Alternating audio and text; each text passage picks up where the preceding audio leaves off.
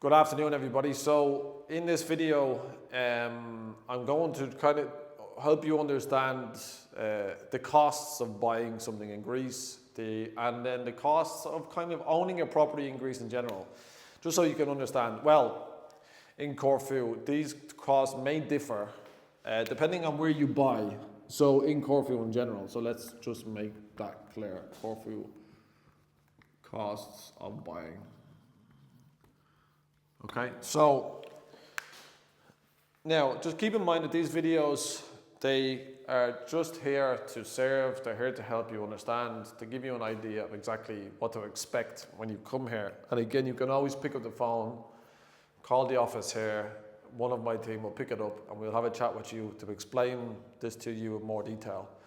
Also keep in mind, there will be several more videos outlining the buying process, property sourcing, what each entity does for you, and some good things and bad things about different areas and different things, so you can get an idea of exactly what you're looking for, and hopefully that helps with making your decision. Okay, so buying a property in Corfu, as mentioned in other videos, and I'll mention it again, it is very easy, it's very straightforward. There is always solutions to every problem, and generally everything goes very, very smoothly. But in this video, I just want to outline one of the most common questions, which is, how much does it cost? Okay, so basically, I'm going to give a simple example, make this video nice and short, so it's nice and easy for you. If I have a €100,000 house, okay, so if I'm buying a house of €100,000, you will have tax of 3%. Well, it's 3.06%, but we'll leave it at 3%, just to make it this easier, which means that's €3,000. You have an agent's fee, which means your real estate agent, whether that's with us or with any other agent, is 2%, plus VAT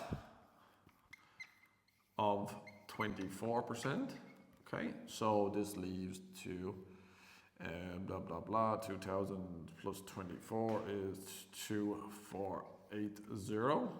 Okay, same for the lawyers. So lawyers, this may differ depending on where you buy in Greece, but in Corfu every lawyer generally is 2%. Now keep in mind, if you're buying a house that's €1 million, €2 million, €3 million, we can always talk about these fees to make it more balanced, more fair, depending on the house. Okay, so same again, 2% plus VAT of 24%, which is the same thing. So I'll come down here for a second, 2,480. I really hope that my handwriting is clear, because it's sometimes not very clear to me.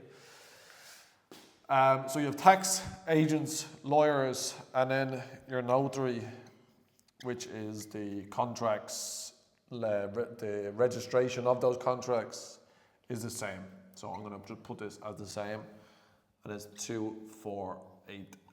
So it's 2% again, okay? So your total cost, generally what I tell people is to keep about 10%. So you have 10%, which covers everything generally, okay?